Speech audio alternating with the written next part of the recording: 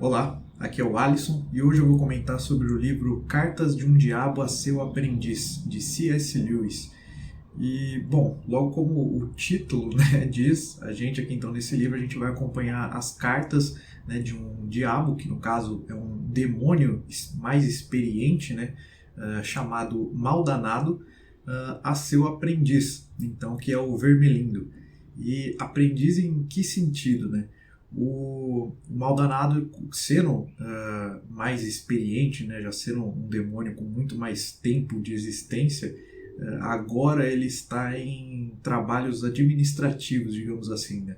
Então ele gerencia, ele ajuda os novatos, né? Então que agora estão trabalhando em campo, né? Então o Vermelindo é como se ele tivesse acabado ali de se formar, né, na escola de demônios, por exemplo, e agora ele está em campo, então no caso aqui na Terra, né, para conseguir corromper as almas, né, e levar então essas almas para o inferno. E aí é nesse caso então que essas cartas acontecem, né, essas trocas de cartas entre os dois, sendo que o Vermelindo ele está tentando então corromper, né, a alma do seu paciente, que é um humano. E vale ressaltar que durante a troca de cartas, né, quando eles se referem ao inimigo, por exemplo, eles estão falando de Deus, né? Então, a primeira vez que eu tive contato com algum livro nesse modelo, né, onde a gente vê a perspectiva do demônio, né, do lado do mal, digamos assim, foi no livro Mais Esperto que o Diabo, do Napoleon Hill, que eu já li esse livro e falta eu gravar um vídeo aqui pro canal. E aí, então, talvez por isso que dessa vez essa leitura e esse tipo, né, de escrita não me surpreendeu tanto assim. Eu acho que é alguma coisa que te surpreende a primeira vez que você tem esse tipo de contato. Então, se eu não tivesse lido aquele livro do Napoleon Hill, isso seria, né, uma novidade para mim. Mas então, já tendo lido algo nesse modelo, acaba não chamando tanto a minha atenção. Mas se você nunca tiver lido, com certeza vai ser uma coisa que vai chamar a sua atenção durante essa leitura. E uma coisa que eu achei interessante é como o próprio Lewis ele comenta sobre como foi difícil, né, penoso para ele escrever esse livro. Porque por mais que em diversos momentos ali ele utilize de ironia, né, para tentar, o que ele está tentando fazer é mostrar então para a gente o caminho que nós não devemos seguir, né? É como aquela questão de que se uma pessoa te dá um bom conselho ou te diz alguma coisa boa, por exemplo, talvez não vá surtir tanto efeito do que se ela mostrar o que vai acontecer de ruim, sabe? Tipo, o que você está fazendo que está te levando para esse caminho ruim. Então, aqui no livro, né, ele usa da ironia para conseguir atingir esse tipo de coisa, né? Então ele vai ironizar diversas coisas durante ali as cartas, né, entre os demônios, que no final das contas ele quer chamar a nossa atenção para as coisas que a gente não deveria fazer, né, ou não deveria continuar fazendo em algumas delas. E por isso, né, tendo que enxergar o mundo, tendo que enxergar a vida, né, todas essas questões pela perspectiva do mal, né, dos demônios, o Lewis ele até comenta como isso era muito cansativo para ele, né? Era muito pesado, porque quando você só olha pelo lado ruim, né, das coisas, ele comenta como se o mundo fosse perdendo a beleza, sabe? E uma coisa que chega a ser engraçado, né, durante a leitura é que como existe uma diferença de experiência, né, entre esses dois personagens, então, esses dois demônios, a gente vê o Vermelindo muitas vezes agindo como um adolescente, sabe? Que não sabe de nada ainda da vida, né? Que acha que sabe de tudo, porém, na verdade, não sabe de nada. E isso acaba gerando até algumas discussões aqui durante as cartas. No livro, a gente só tem a visão do Maldanado, né? Então, a gente só tem as cartas escritas por ele, mas a gente consegue ver ali, pelas palavras, né, que ele usa, que a gente consegue imaginar, né, o que o Vermelindo então mandou para ele dar uma resposta como essa, sabe? Então, diversas vezes a gente consegue perceber que houve uma discussão ali por esse tipo de coisa, né? Em que sentido? Tem vários momentos que algo acontece e aí o Vermelindo, por exemplo, ele acha que isso então vai gerar tal coisa. Então, eu tô tranquilo ou então eu tô preocupado. E o Maldonado mostra que é exatamente o contrário. Só que para ele não é óbvio isso, né? Porque ele não tem muita experiência de mundo, assim, né? Ele não tem tanta experiência de vida, assim. E sobre isso, só para dar alguns exemplos, né, dos assuntos aqui, então, que eles tratam sobre isso no livro, nas cartas, né? Tem o materialismo, por exemplo. Então, o Vermelindo ele acha que só porque o seu paciente está seguindo no caminho ali do materialismo, de só focar no mundo real, né, sem pensar no transcendental, etc., ele acha que então tá tudo perfeito, né? Ele está indo exatamente para o caminho que a gente quer levar ele.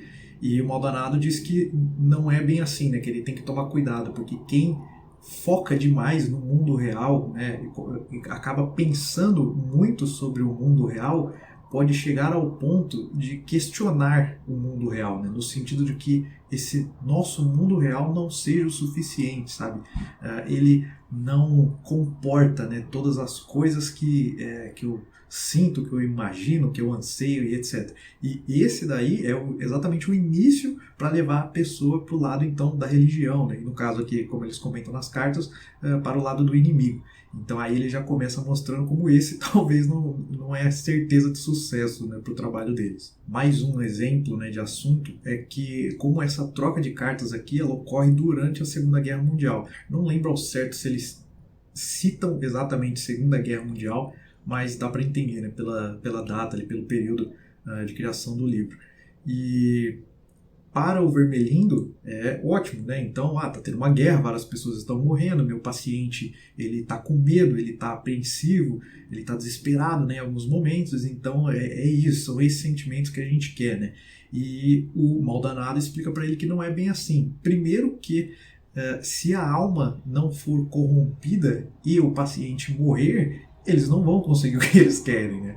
E fora isso, o Maldonado ele mostra para ele o que a guerra, por mais brutal que ela seja, o que ela pode gerar, né, nos humanos. E aí sobre isso eu separei uma parte aqui para ler. Estamos aqui diante de um dilema cruel. Se promovêssemos a justiça e a caridade entre os homens, estaríamos caindo diretamente nas mãos do inimigo. Mas se os conduzimos ao comportamento oposto, isso, mais cedo ou mais tarde, produzirá, com a permissão dele, uma guerra ou uma revolução. E a questão indisfarçável da covardia ou da coragem desperta milhares de homens da estupefação moral.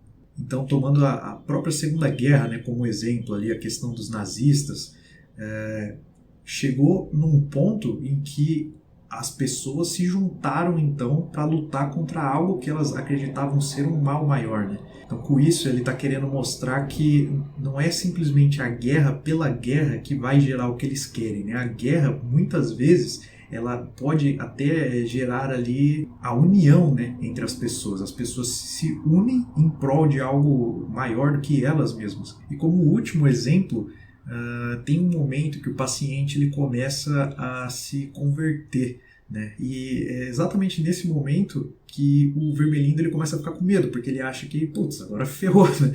Ele está indo para a igreja, ele está se convertendo, etc. E aí o Maldonado acalma, né, ali o seu aprendiz, dizendo que não é bem assim. Ele até comenta como eles têm vários supostos cristãos, né, trabalhando a favor do inferno. No sentido de que não é simplesmente os hábitos, né, que ele está mantendo em relação a isso, em relação à religião, mas sim os atos, né, que ele faz. E tem duas coisas aqui relacionadas a Deus, né, então ao inimigo dos demônios aqui, né, nas cartas, que eu acho interessante comentar. A primeira é em relação à nossa relação com Deus, né, no sentido de que ele, sendo onipotente, então, ele poderia muito bem fazer com que a gente seguisse, né, o caminho que ele espera que a gente siga, né, o melhor caminho, digamos assim. Porém, esse não é o interesse dele, né? O interesse é que a gente vá de encontro a ele, mas de livre e espontânea vontade, né? Porque de fato a gente acredita nisso, ao invés de ser forçado, né? E aí sobre isso eu separei uma parte aqui. O objetivo de nossa guerra é um mundo em que nosso Pai das profundezas tem absorvido todos os outros seres em si. Já o inimigo deseja um mundo cheio de seres unidos a ele, mas que, ainda assim, continuem sendo distintos. E o outro ponto é o que ele chama de Jesus histórico, né? No sentido de uma manipulação da figura, né, então, do Salvador, para que essa manipulação então da história, né, possa beneficiar ali alguma agenda, fazendo com que no final das contas a pessoa ela ache que ela está então, seja orando, seja, né, pensando sobre Deus, mas na verdade não é Deus em si, é como se fosse uma adaptação de Deus, né? Então seria algo como o meu Deus, sabe? E isso a gente vê até no Grande Divórcio, né? Que tem vídeo aqui no canal, no sentido de que a pessoa não consegue considerar Deus em si que seja diferente daquilo que ela espera de Deus, né? Então, é o meu Deus, é o Deus benevolente, não é aquele Deus, por exemplo, né, que eu já vi algumas pessoas comentando do Velho Testamento, que é mais rigoroso, mais punitivo, etc. Sendo que, no final das contas, é apenas um Deus. E aí, sobre isso, eu separei uma parte também. Em vez de o Criador sendo adorado pela criatura, você logo terá meramente um líder aclamado por um militante. E, por fim, um personagem ilustre aprovado por um historiador meticuloso. E no finalzinho do livro ali tem uma parte chamada Maldanado propõe um brinde. E essa parte, o Lewis, ele só chegou a escrever ela 20 anos depois, né, da publicação do livro. E ele até comenta sobre como, por muito tempo, várias pessoas pediam, né, para ele dar seguimento ali nas cartas, né? Porém ele já não, como eu disse lá no começo, né, aquilo era muito cansativo para ele e ele já não via muito mais o que falar, sabe? Porém, nesse momento em que ele estava vivendo, né, ele encontrou ali alguma coisa que ele pudesse falar sobre essa perspectiva, né, pela perspectiva então do demônio. Só que diferente então das cartas, o que a gente tem aqui é um brinde em algo como se fosse a formação ali dos demônios na escola, né, de demônios ali, para que eles vão então para a Terra, né, para começar a corromper ali as almas, para tentar levar elas para o inferno. Mas nessa parte, uma coisa que me chamou bastante atenção é um momento em que o Maldanado ele explica, né, então para esses recém-formandos ali a questão do que eles devem encontrar, né, na Terra, no sentido de que existe um movimento de que somos todos iguais, né? Então existe um nivelamento por baixo das pessoas, isso falando no sentido de educação, né? Então eu lembro até de uma parte onde que ele comenta de que um aluno que estaria, por exemplo, disposto a ler autores mais complexos, né? Você não permite que esse aluno avance porque ele tem que se manter ali no mesmo nível, na mesma classe dele, né? Por exemplo. E como isso não é tão debatido, sabe? Porque qualquer um que traga esse tipo de questionamento é tido como antidemocrático. Porque quem que seria contra, né, a ideia de somos todos iguais?